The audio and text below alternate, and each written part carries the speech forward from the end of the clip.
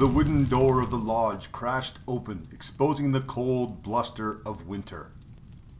Two Aesir warriors clad in furs from their hunts entered the long, low hall. The assembled throng looked up from the warmth of the shallow fire pit, its coals glowing and flames crackling. The door was closed with an audible thud, throwing the hall back into dim darkness. The only light came from the cavorting flames. Their reflections brought the carvings etched into the armor of the two Aesir to life. In the dim light, the spirals seemingly danced and twirled.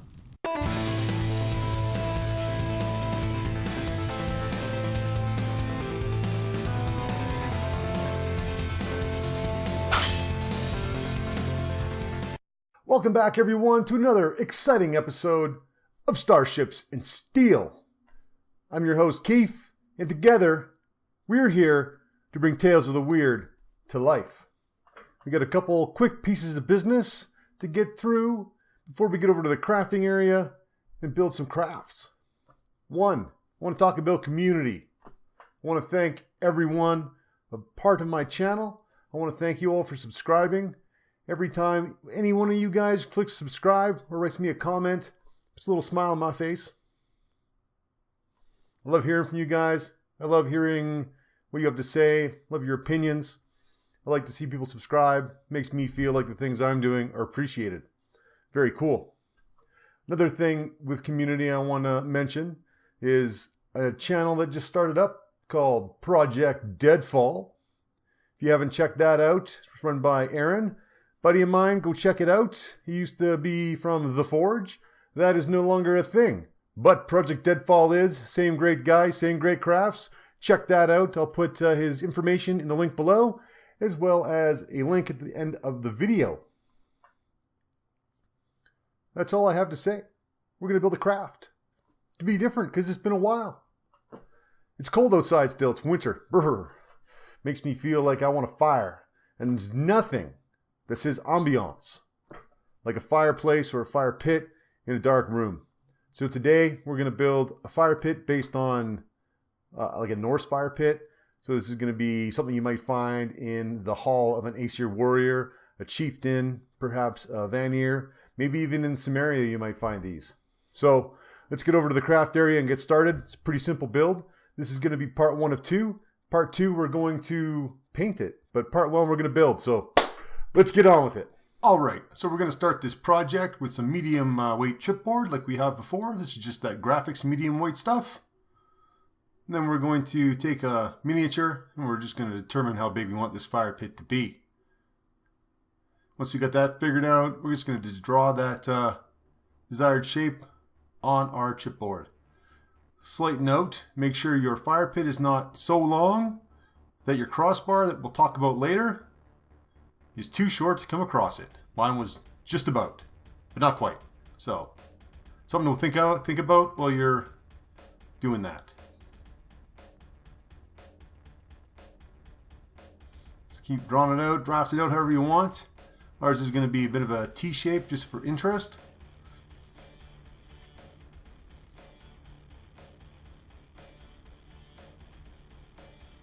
And this part sometimes takes a little bit. Just take your time, get it drawn out nice, so that this is not where the errors start to creep in. Once you get the shape you want, just going to take a razor knife and a straight edge and cut that pattern out.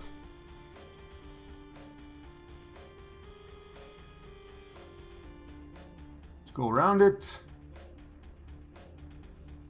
Sometimes it can be easier to make several shallow cuts versus one hard, heavy cut. Whatever works best for you. Just be careful. Knives are sharp. Now we can see how that figure sits next to that. Get a good idea of scale. Get a good idea of scale. So now I'm going to take some XPS foam, make some bricks out of that. So we'll take our figure again and determine the size we want these bricks to be. These look like to be pretty good if they were about a 1/4 inch high and a 1/4 inch wide. This piece is 1/2 inch by 1/2 inch, so we'll just cut it in half and in half again. Put your marks on there. Take that straight edge again and your knife. Make a bunch of shallow cuts so you don't tear out the foam. And just cut that off real quick. We'll take those pieces, like I said before, and we'll just cut those right in half again, giving us 1/4 inch by 1/4 inch long pieces of XPS that we can cut into bricks. We'll just cut those out, just like I said. They're roughly brick shaped. A bunch there. Now we're just going to lay these out, see if we need more of them and how many more we need approximately. So we'll just cut some of those out. Just like this, like we did before. Once you get them cut out, stick your hot glue and start gluing them on one at a time. Pretty basic. Nothing hugely fancy here.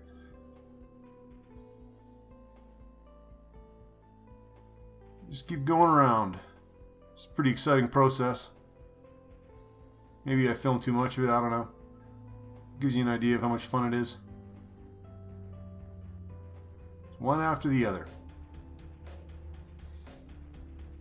When you get to the edge, your bricks might overhang a little bit. Don't worry about that for right now. We'll deal with that later. So there's one hanging off there. Glue. And some bricks.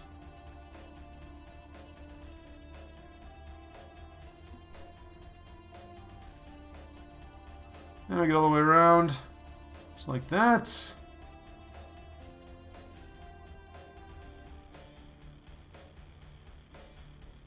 And then take that last little piece, measure your brick, cut it off so it fits in there nice and snug.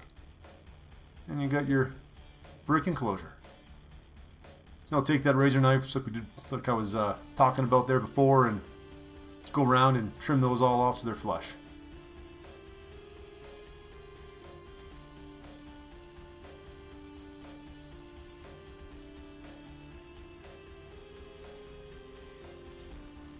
Alright, so now we're going to take some PVA glue. We're going to cover the bottom.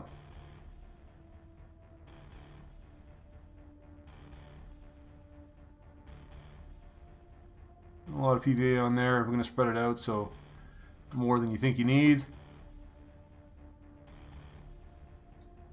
Take a cheap brush and we're going to spread it evenly over the bottom so it covers the whole inside.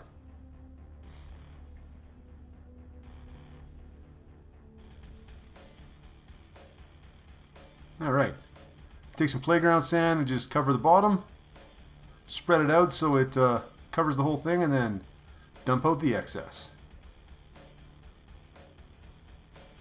Once that's dry, I'm going to take some 50-50 PVA and water and just cover that all up again and seal that sand down so it doesn't come off.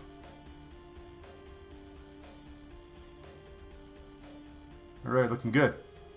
Spread that around a little bit and then take that brush again, or another cheap one if that one got all gummed up, and just spread it all out again. Cover that whole thing. So let the whole thing dry on a flat surface under something heavy. If it's not under something heavy, it's going to warp when it dries.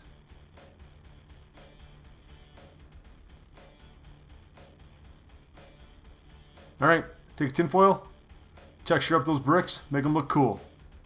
You guys have all done this before, I'm sure. Just get her going. Nice and simple. This will add a lot to the finished piece. Alright, so ball up some tinfoil. This has got to fit inside that fire pit. This is going to become like a armature kind of for the coals. This is what the coal mound is going to be built out of. So we've got a T shape, so we need 2 of them. It's perfect. Make sure it fits good. There we go. Take some bamboo skewers and cut them to about 1/2 inch. This is going to become the firewood burning in the fire pit. So take your razor knife and very carefully split the bamboo in half. This stuff is sharp, don't slip, don't cut yourself. Now take another bamboo skewer and poke some holes in that tin foil. Get your wood in there so it looks cool, so you have it how you like it, and then hot glue them in place.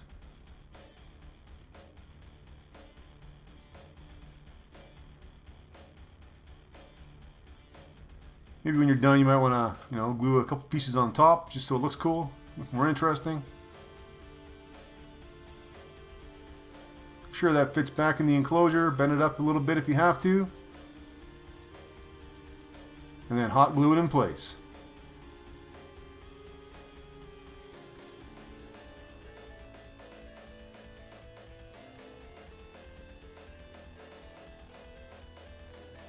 There we are. Push that down.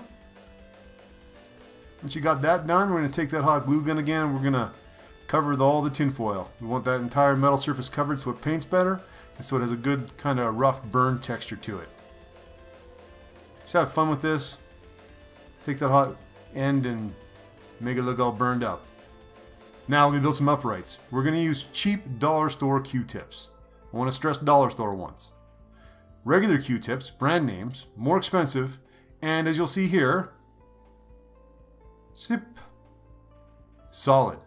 Cheap plastic ones are hollow. Way better for pinning and that kind of stuff. So we're going to use those ones. We're going to cut a couple of them off to the same length.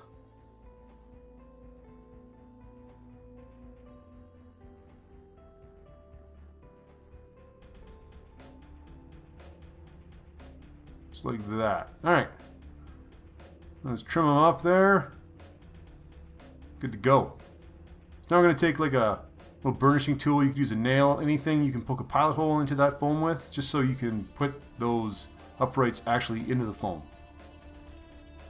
Just test fit there. Do one on the other side if you need to.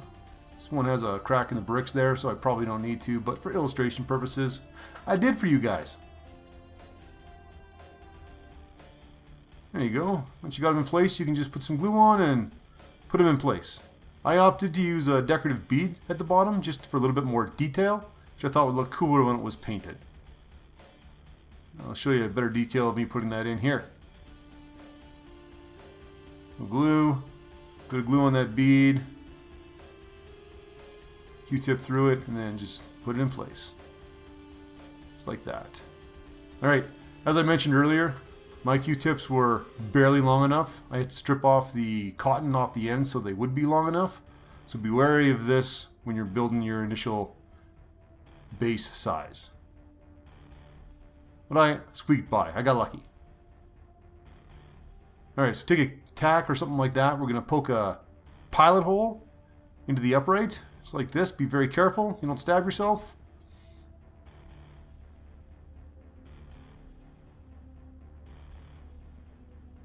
Once you got that done, we're going to take a Q-tip.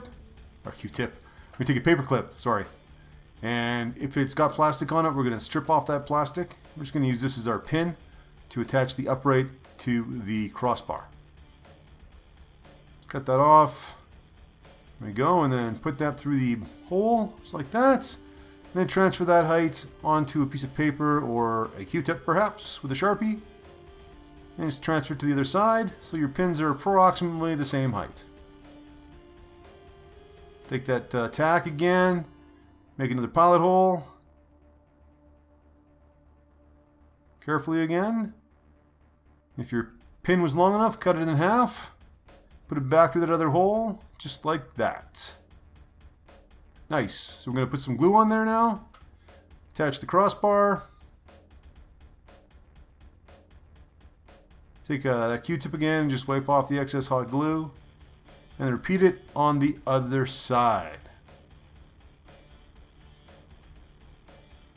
And just like that. I'm not sure I show it, but I also trimmed off the excess parts of that pin that was sticking out. But let's do some skull accents now. So I got these at the dollar store around Halloween. We're just gonna, cut the skulls off because I don't want the whole body. These are like bendy skeletons, so they're pretty soft. So I'm going to take a sharp tool. This is a dental tool that I got from an art store. I'm just going to poke a hole in the bottom, take another one of my paperclip pins and stick that in his head. Right like a spine. There we go. I'm going to put that in the upright. It's a little bit too tall. I'm going to trim that pin off and then glue it in place.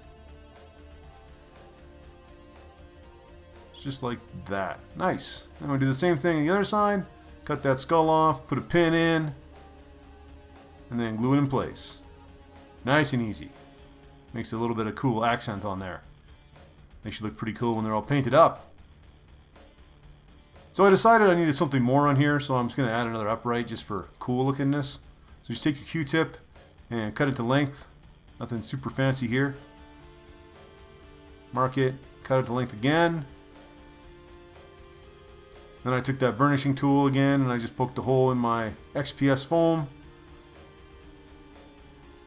Stuck my Q-tip in there. And then I just glued it all down.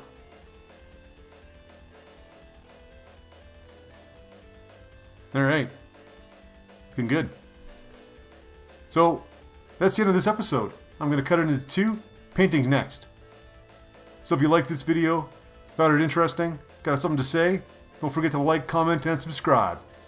Hope to see you guys next time on Starships and Steel.